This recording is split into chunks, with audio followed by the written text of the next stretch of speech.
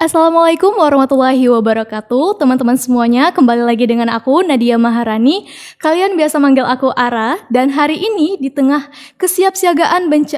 hari kesiapsiagaan bencana, kali ini Universitas Syah Kuala berkolaborasi langsung dengan BNPB, dan kita sudah kehadiran nih tamu istimewa kita. Langsung ada Bapak Dr. Andes Pangarso Suryotomo, MMB, yang merupakan seorang PLT Deputi Bidang Pencegahan BNPB. Biasanya dipanggilnya Pak Papang ya Pak ya? Iya. Ya, biar lebih akrab kita dengan narasumber kita hari ini, kita manggilnya Pak Papang aja ya. Oke teman-teman, mungkin sebelumnya kita tahu di mana Indonesia sendiri itu memang merupakan sebuah negara yang tidak luput dari yang namanya bencana. Yang terakhir juga Indonesia juga pada tahun 2004 itu punya bencana yang sangat lumayan besar Pak ya. Iya. Tsunami Aceh, di mana Aceh sendiri itu mendapatkan bencana yang cukup luar biasa dengan korban jiwa yang sangat banyak, dan mungkin sampai saat ini kalau dikaji lagi mungkin kita belum sepenuhnya sembuh meskipun bencana itu sudah 21 tahun yang lalu ya Pak ya.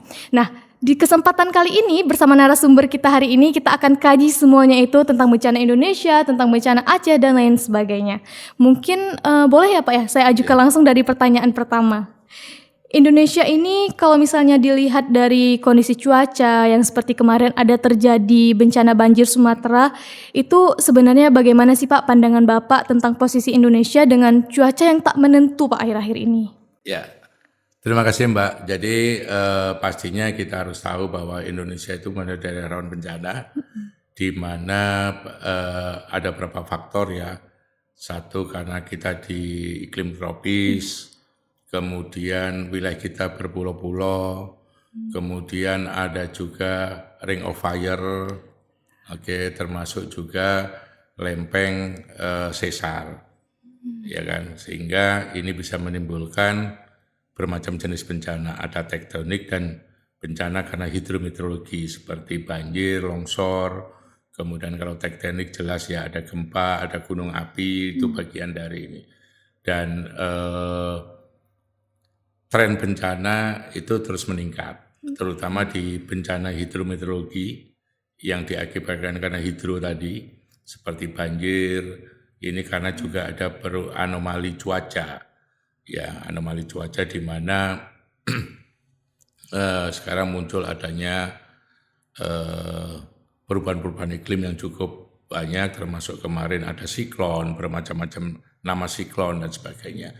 Itu juga tandain juga dengan adanya perubahan antara El Nino dan La Nina kan gitu. Kemarin La Nina kita sekarang aja pada kondisi di April ini, data kami di BNPB bahwa sudah terjadi bencana di seluruh Indonesia itu baru 4 bulan saja sudah 808 kali kejadian, di mana 98% itu bencana karena hidrometeorologi, karena atau cuaca tadi. Nah, ini sehingga kami juga bersyukur di mana sejak kejadian tsunami Aceh itu menyadarkan masyarakat kita bersama, menyadarkan kita semua yang ada di Indonesia, sehingga tsunami Aceh menjadi tonggak di mana perlunya ada aturan terkait sama bencana. Salah satunya dengan adanya Undang-Undang 24 tahun 2007 itu memang betul atas kejadian tsunami itu maka perlu diatur bagaimana terkait sama penanganan atau lebih banyaknya pada penanggung bencana. Karena penanggung bencana itu kan melihat dari tidak cuma bencana, tapi mulai dari sebelum ada bencana, saat bencana dan paskanya nanti seperti apa. Itu kan butuh tata kelola yang baik sehingga keluar Undang-Undang 24 tahun 2007 tadi. Nah Pak, bicara tentang undang-undang itu, sebelum keluarnya undang-undang itu kan juga bencana itu memang sudah sering terjadi ya teman-teman ya. Jadi untuk sebenarnya kalau misalnya kita perhatikan, saya juga dengarnya tuh dari cerita-cerita nenek zaman dulu gitu, yang katanya kalau misalnya zaman dulu bencana itu jarang sekali terjadi katanya Pak. Itu sebenarnya dari data di BNPB sendiri sebenarnya apa benar Pak ada terjadinya peningkatan data penambahan bencana di akhir-akhir ini gitu dibandingkan dengan yang dulu gitu Pak? Ya, betul Mbak. Memang Yaitu tadi karena perubahan musim, terus karena siklus ya. Dulu kita nggak kenal adanya siklon, tapi sekarang kan kita udah masuk siklon. Ada seroja, ada senyar kemarin dan sebagainya. Karena memang daerah kita ada ada di lempeng, ada di ini, jadi faktornya banyak. Sehingga itu contoh dulu zaman kita, waktu ada gempa dan tsunami Aceh, itu kan titik gempa tidaklah banyak titik-titik gempa. Tapi sekarang kan sudah cukup banyak. Dulu kalau zaman dulu sebelum tsunami Aceh itu aman dari gempa itu Kalimantan. Ternyata sekarang Kalimantan juga ada gempa. Karena titik-titik gempa kan juga semakin banyak.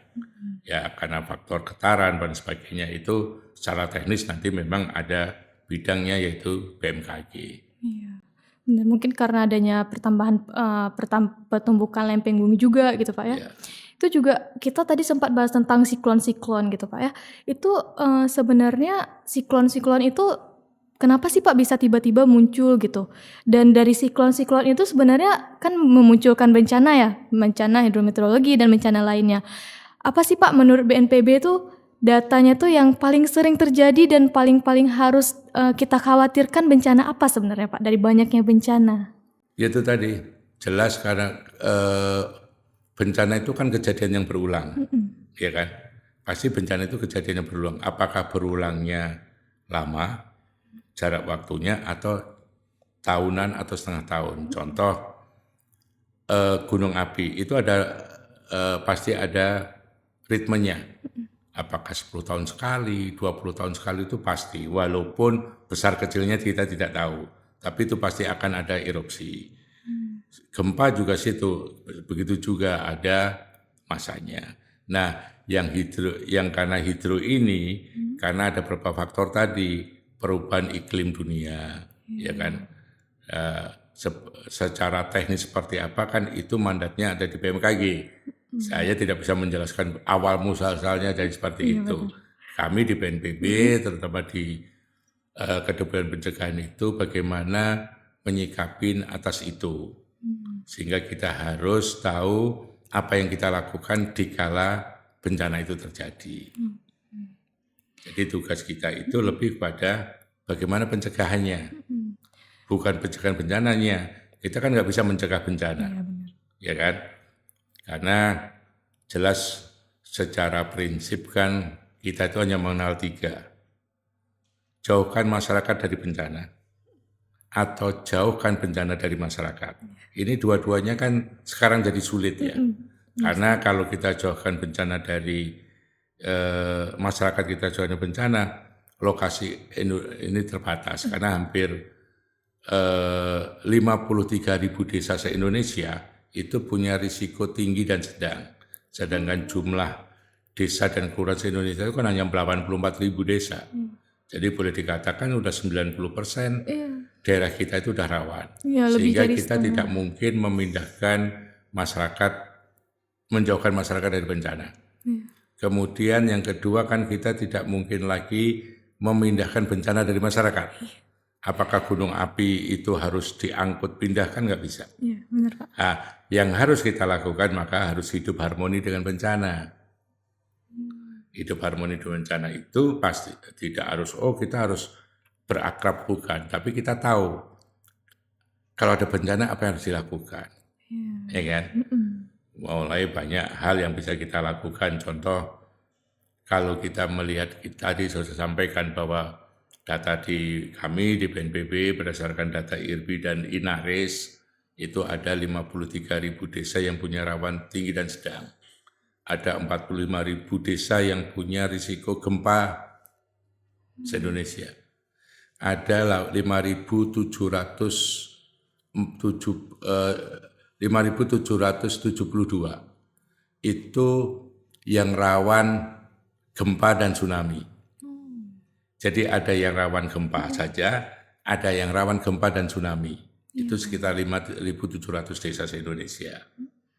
Terus ada yang rawan gunung api. Itu ada sekitar 2.160 desa se-Indonesia. Yang banjir, longsor itu pasti di atas 50, di atas 35.000 desa. Permasalahannya, satu desa itu bisa punya risiko lebih daripada satu. Lebih dari satu bencana berarti Pak ya? Iya, punya risiko. Nah ini yang harus kita siapkan.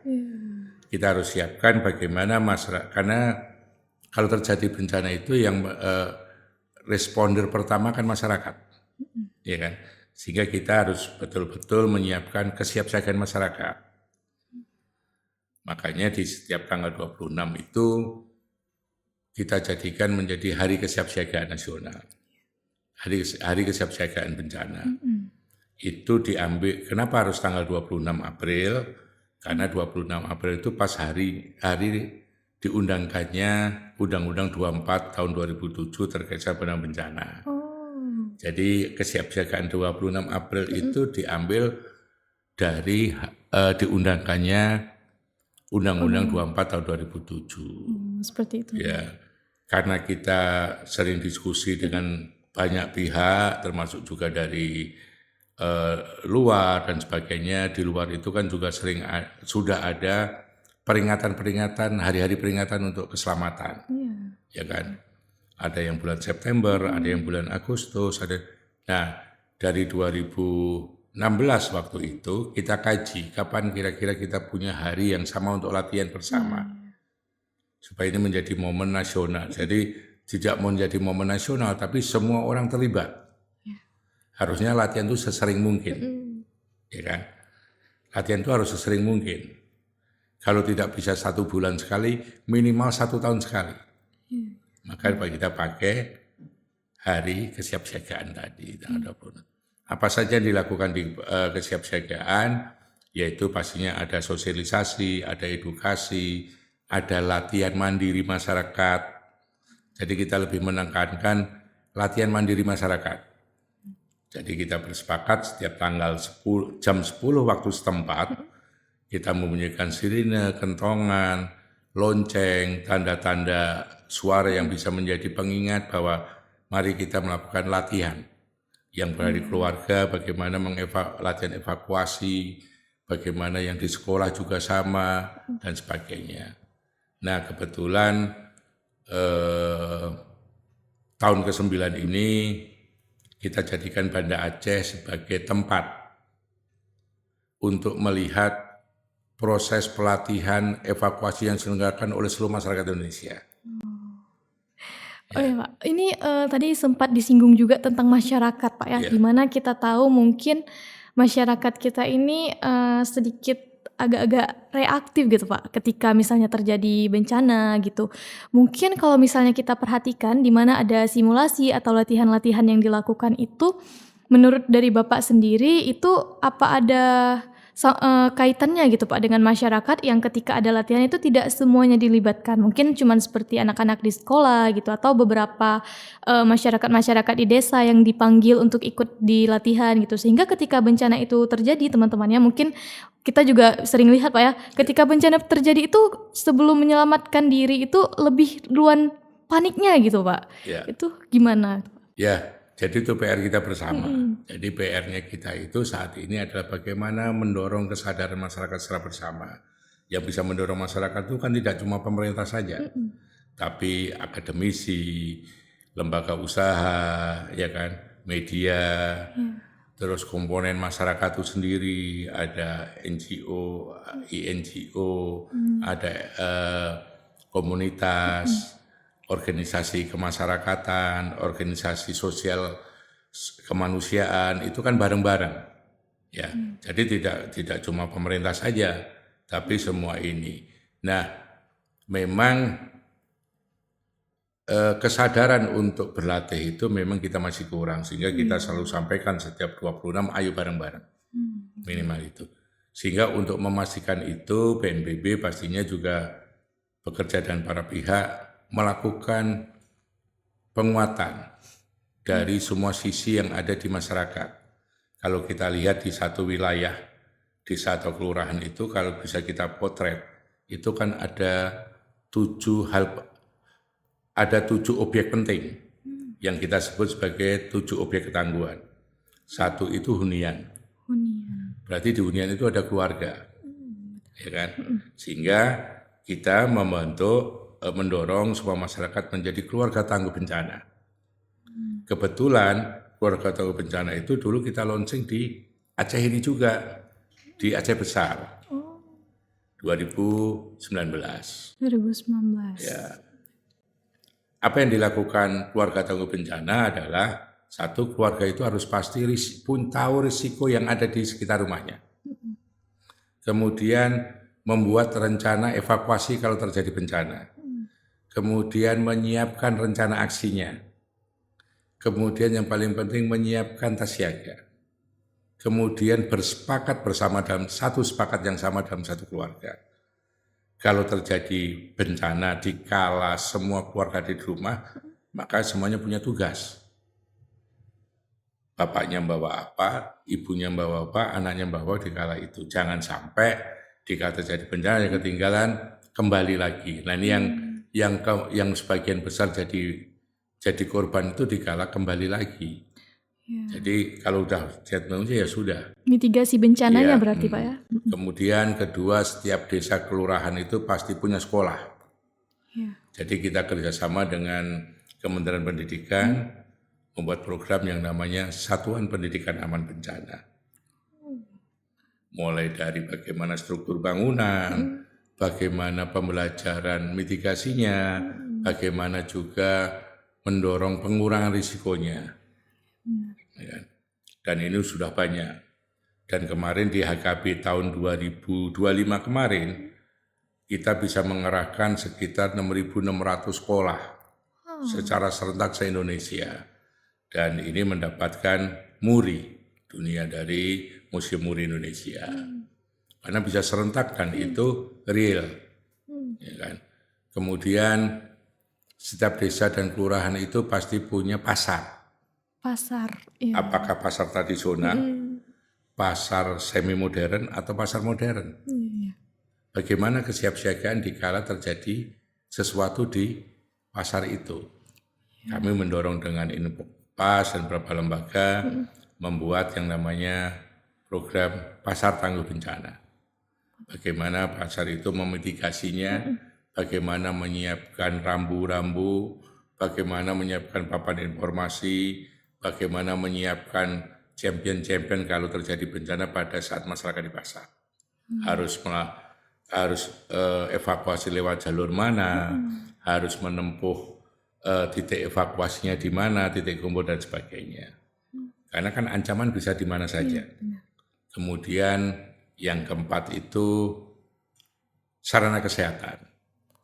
Bagaimana sarana kesehatan itu ada hospital tangguh, ada puskesmas tangguh, dan ini baru kita masifkan. Kelima, ada rumah ibadah.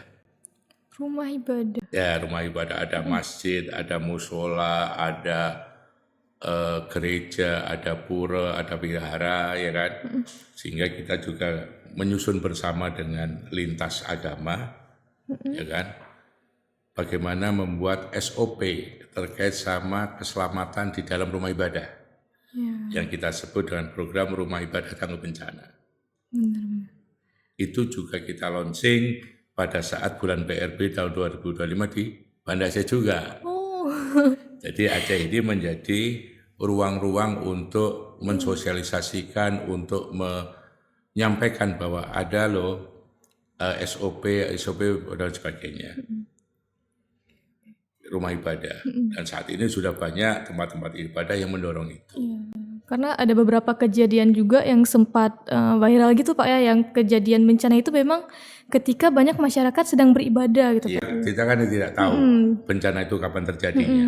Sehingga semua aktivitas itu harus kita selalu siap-siaga. Kemudian yang keempat, yang keenam kita punya perkantoran. Ya kan?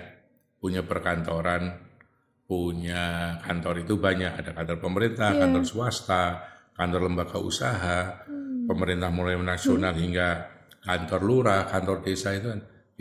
Sehingga kita perlu kuatkan lagi. Salah satunya memastikan ada titik kumpul, ada jalur evakuasi, ada orang yang paham kalau terjadi bencana di sana. Nah ini yang kita dorong bareng. Kemudian yang terakhir ada sarana vital seperti pelabuhan, terminal. Kan itu posisinya juga di wilayah desa dan kelurahan. Bagaimana kalau terjadi di sana? Termasuk mungkin ada hal yang lain. Ada bandara, ada aset nasional seperti kilang minyak dan sebagainya. Kalau itu terjadi sesuatu, bagaimana terkesama lingkungan dan masyarakat di sekitarnya. Bagaimana cara kita mitigasinya? Pastinya masyarakat harus tahu apa yang harus dilakukan masyarakat sehingga tidak masyarakat jadi korban dan sebagainya. Inilah langkah-langkah yang harus kita siapkan di dalam hari. Sehingga hari kesiapsiagaan bencana itu kita mulai dari 2016. Kita memetakan satu hingga kita tahu siapa sih yang ikut terlibat di dalam HKP ini. Ternyata pada tahun 2025 kemarin yang terlibat luar biasa. Hampir 1,4 juta orang seluruh Indonesia terlibat. Melakukan evakuasi mulai dari rumah, mulai dari sekolah, mulai dari kantor, mulai dari pasar, dari rumah sakit dan sebagainya. Berarti 7 aspek tadi semuanya kita simulasikan. Dan itu terekod di kami. Itu yang kita dorong sehingga tahun 2026 kita juga lakukan lagi.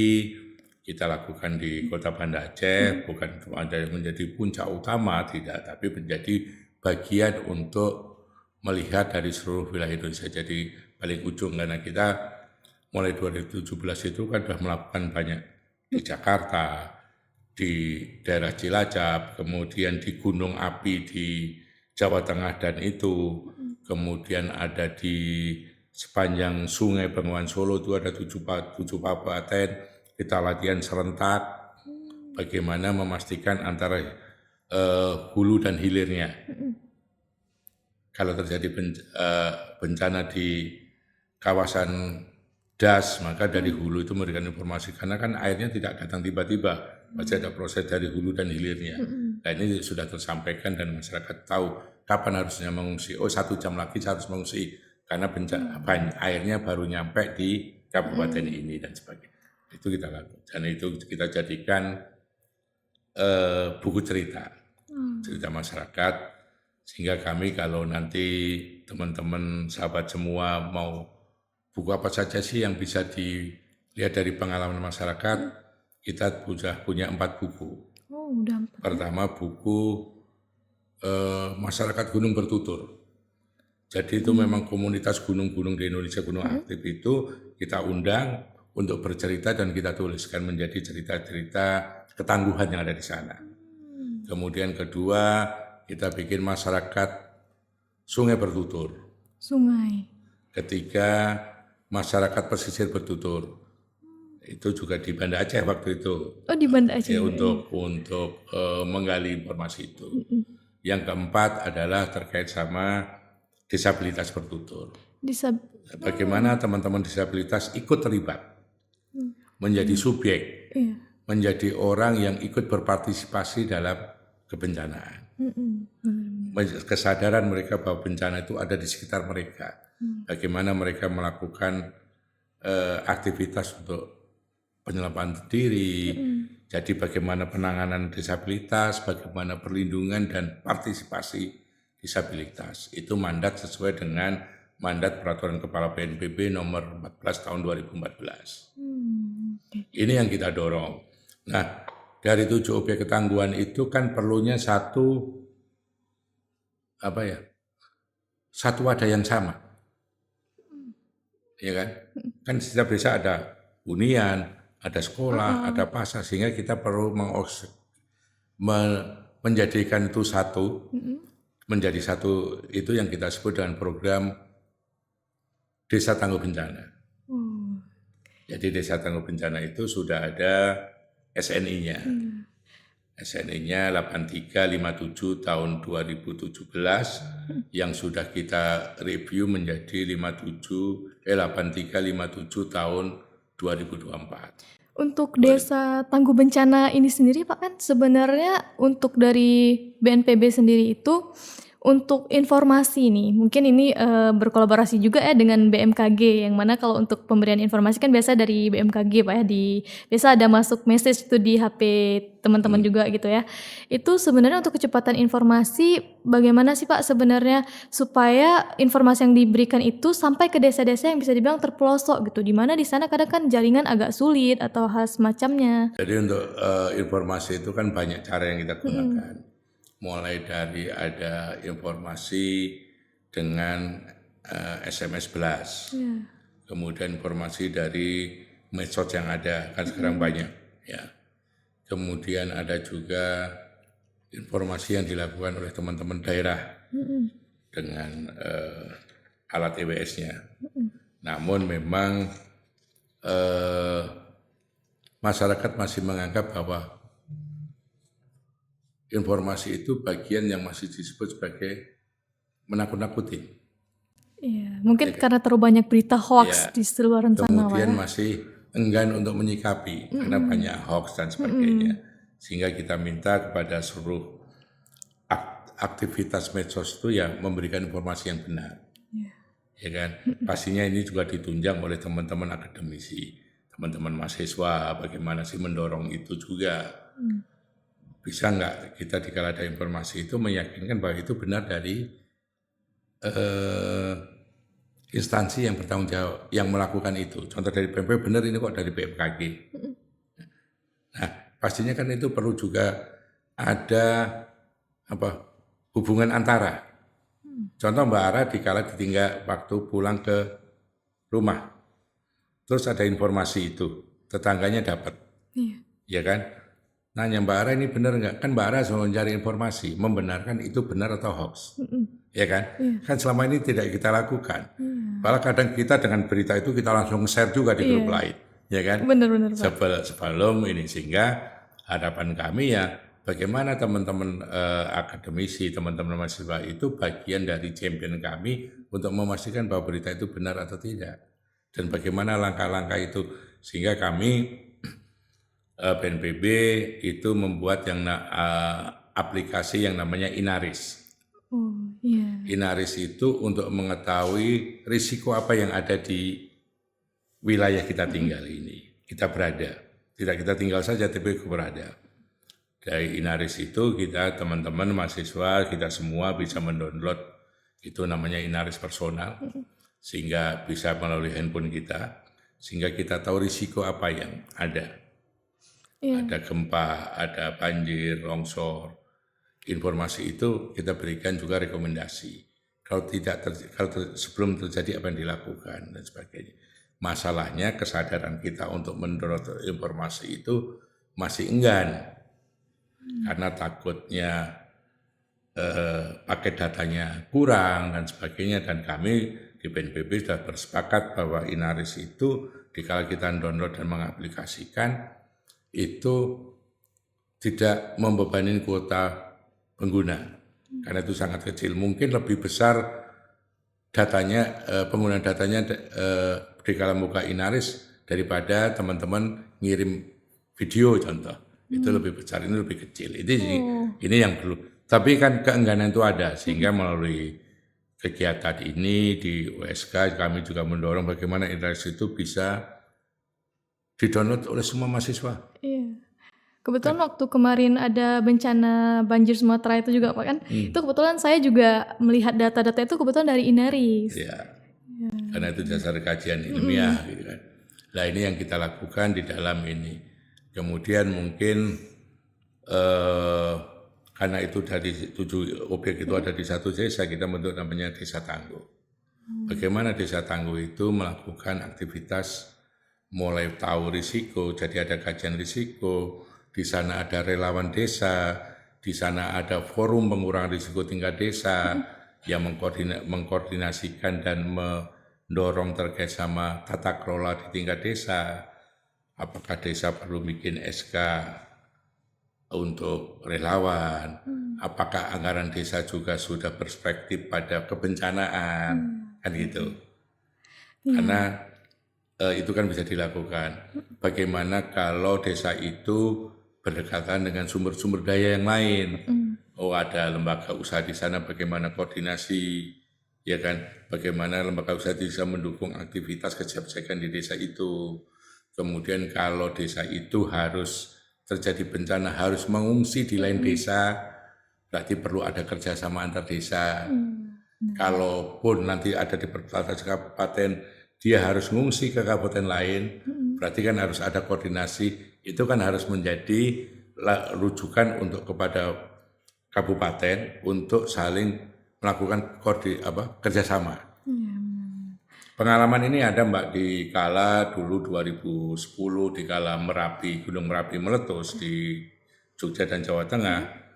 Karena itu ada di 4 kabupaten, ada di Kabupaten Sleman di DIY, ada di Kabupaten Magelang, Kabupaten Boyolali dan Klaten itu ada di posisi Provinsi Jawa Tengah. Iya, berdekatan itu Pak Ya, memang. satu gunung. Iya. Satu gunung tapi ada 4 kabupaten dan 2 provinsi. Bagaimana koordinasinya?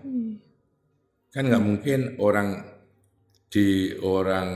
Jawa Tengah ngungsinya ke Jogja. Iya, ke Jogja. Bisa saja ngungsi, tapi bagaimana pengelolaan pengungsinya? Iya, benar-benar. Ya kan? Cara Maka menyambutnya juga kita bikin kesepakatan setelah itu bagaimana kerjasama antar wilayah. Itu juga kita bangun bahwa penguatan kesiapsiagaan itu, pencegahan itu tidak cuma hanya sebatas orangnya, tapi juga sampai koordinasi antar wilayah.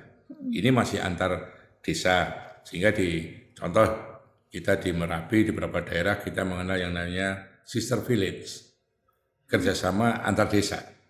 Kalau terjadi bencana di tempat kami di desa ini, maka harus mengungsi di desa sebelahnya. Bagaimana kerjasamanya? Oh, nanti akan desa sini sudah menyiapkan logistik daruratnya, kemudian bagaimana hubungan antar orang di tempat desa kan pasti beda. Kemudian bagaimana anak-anak sekolah yang tadinya sekolah di desa atas harus turun ke bawah, bagaimana keberlanjutan sekolahnya. Sehingga dia bisa sekolah walaupun di situasi bencana karena dia ngungsinya di luar desa yang kena bencana. Kan ini harus kerjasama. Tapi kan Pak, kalau kita bicara tentang mengungsi dan terjadinya bencana, mungkin tadi kita udah bahas tentang desa gitu Pak kan, kita mungkin ini akan ada tips dan trik nih untuk teman-teman yang mungkin selama ini cuma dengar-dengar dari luar dan takutnya itu berita hoax. Ini Ara sendiri pengennya tahu dari Bapaknya langsung gitu ya. Apa sih Pak sebenarnya 3 tips untuk individu ketika misalnya bencana itu terjadi, dimana mungkin kadang kita tuh mau nyelamatin keluarga kita juga dulu, sedangkan Ara pernah dengar tuh katanya seandainya terjadi bencana itu fokusnya itu untuk ke diri sendiri dulu gitu, jangan fokus ke orang lain kalau bisa. Itu gimana sebenarnya Pak? Jadi memang ini juga ada penelitian di Jepang ya, bahwa kita selamat dari bencana itu karena diri kita sendiri. Iya. Kemudian orang lain, kemudian mohon maaf diri sendiri, keduanya adalah keluarga, maka ketiganya ada lingkungan. Tim yang lain itu ya hanya pendukung saja, orang lewat, tim SAR dan sebagainya. Karena ada jarak dan sebagainya. Kenapa harus diri sendiri dulu? Sebagai contoh, dikala Mbak Ara naik pesawat, pasti ada informasi dari pramugari yang menyampaikan kalau ada situasi gini, gunakan masker diri sendiri baru nolong. Artinya kita itu mempersiapkan diri karena untuk menolong orang lain juga, ya kan gitu. Jika dipastikan bahwa itu diri itu menjadi penting, kan tipsnya itu. Kemudian pastinya kita harus tahu situasi di lingkungan kita, punya risiko apa. Tadi gunakan inaris personal tadi. Nah, personal kan bergerak di mana-mana.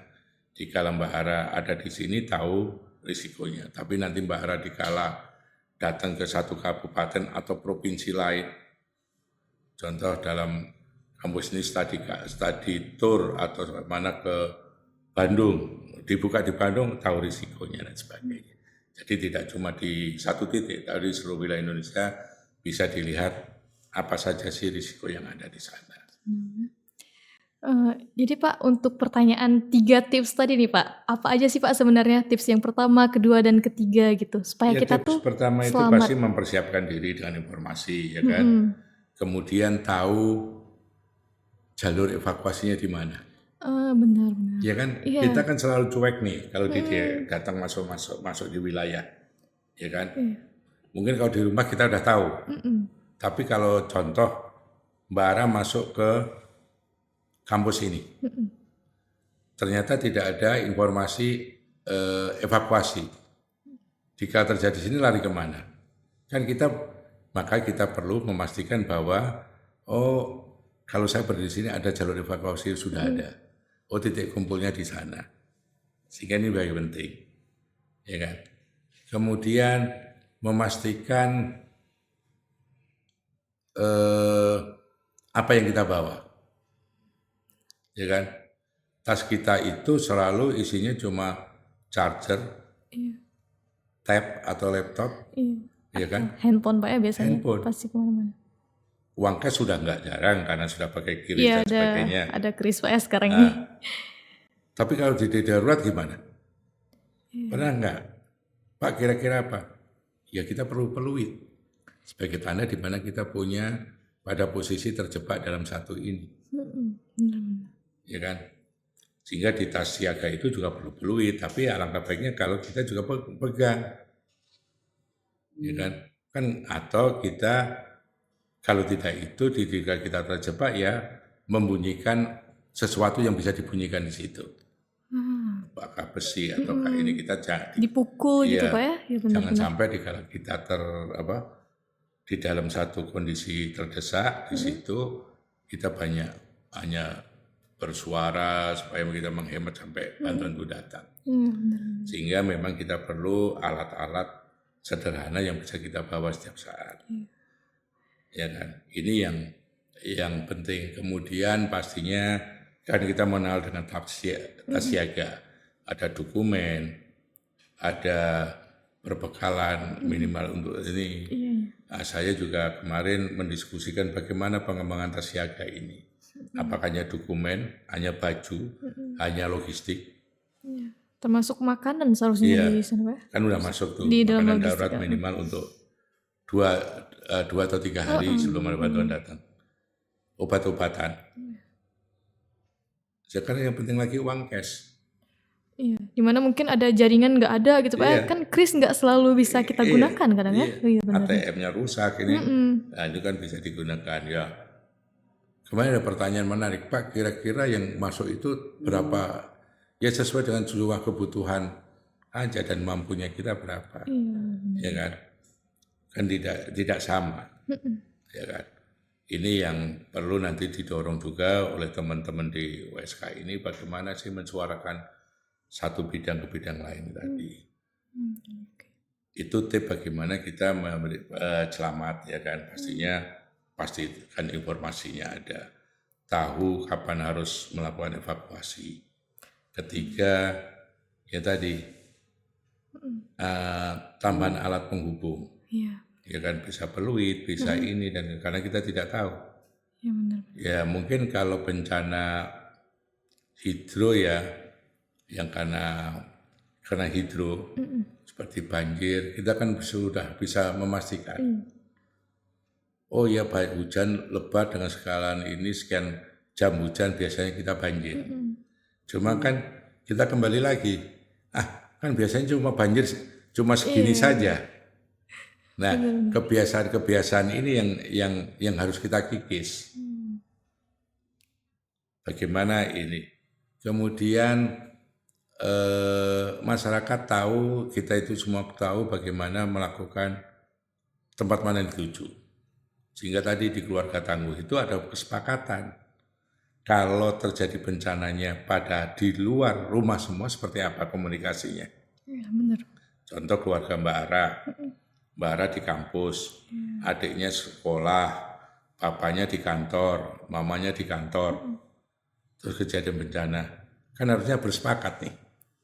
Oke, yang adik Mbak Ara sama Mbak Ara udah kita ketemunya di rumahnya nenek. Ada titik kumpul gitu ya, Pak ya. Bersepakat. Pokoknya kalau ada apa lari aja ke rumah nenek karena rumah nenek paling aman. Sehingga papa dan mamanya Mbak Ara tidak perlu mencari ke sekolah atau ke kampus, memastikan dari rumah neneknya udah pulang belum kan gitu. Benar. Nah ini kesepakatan di dalam keluarga sehingga kita sebut sebagai keluarga tangguh. Kalau ada karena bencana kan tidak tahu di kapan. Kalau ada di dalam rumah ya tadi bersepakat. Mbak Ara yang tukang bawa tas siaganya, papanya bawa apa dan sebagainya untuk ini. Jadi ada kesepakatan dan keluarga, SOP dalam keluarga itu juga menjadi penting dikala menghadapi bencana. Oke.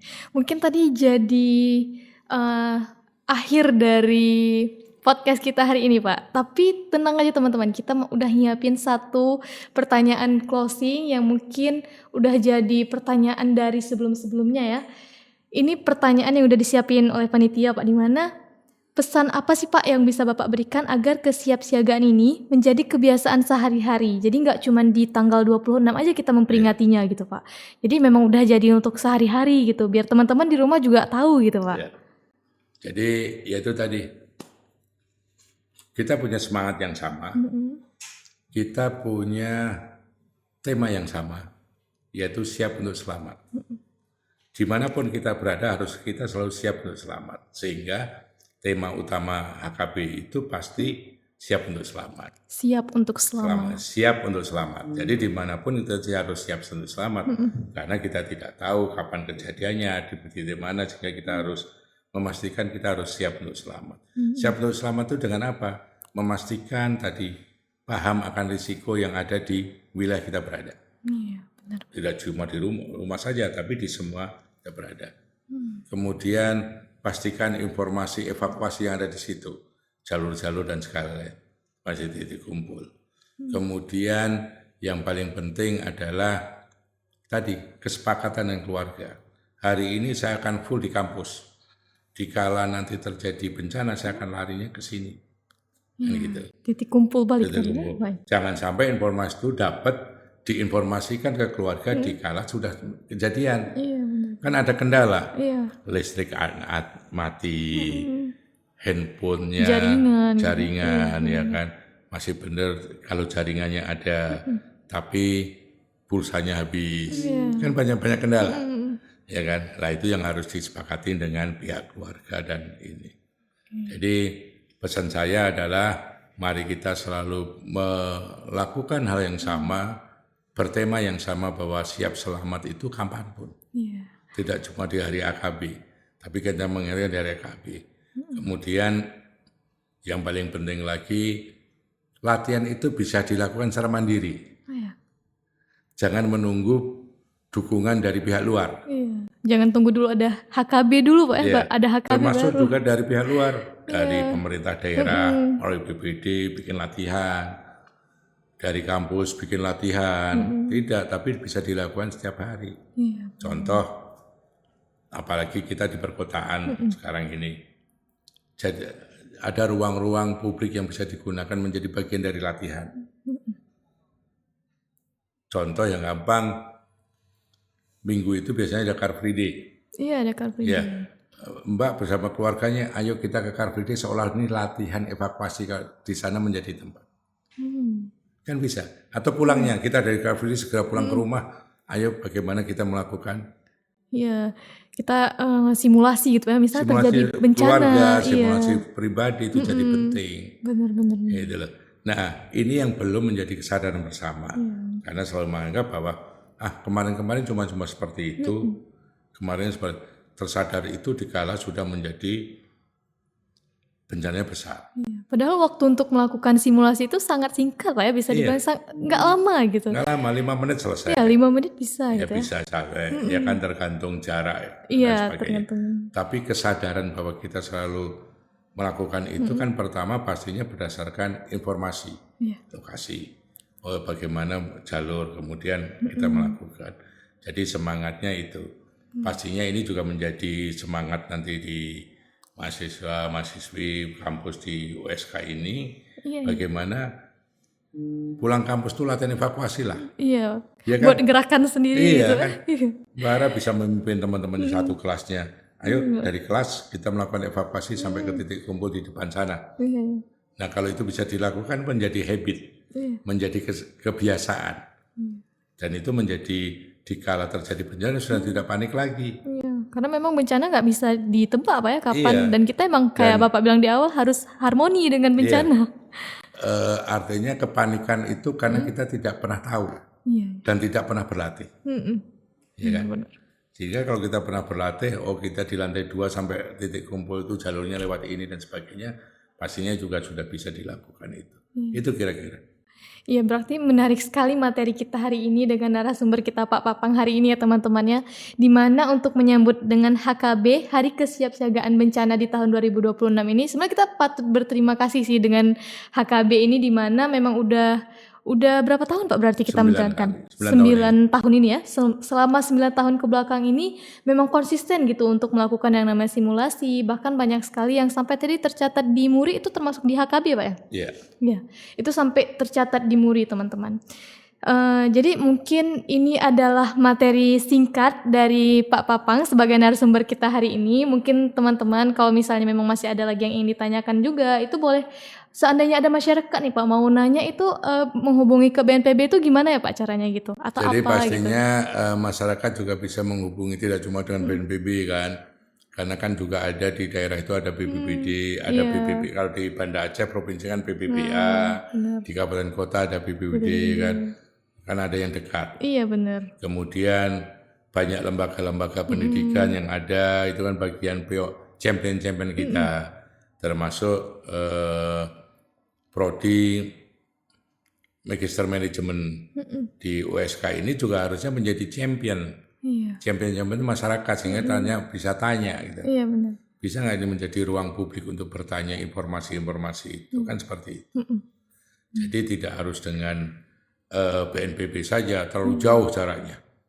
Ya kan? Ada BPBA, ada BPBD, ada lembaga-lembaga lokal, termasuk ada akademisi lokal di tingkat daerah yang bisa dijadikan champion. Harapan kami memang kegiatan pencegahan itu butuh champion-champion yang banyak. Ya, tadi ada relawan, ada fasilitator, ada pendamping, itu bagian champion-champion kita.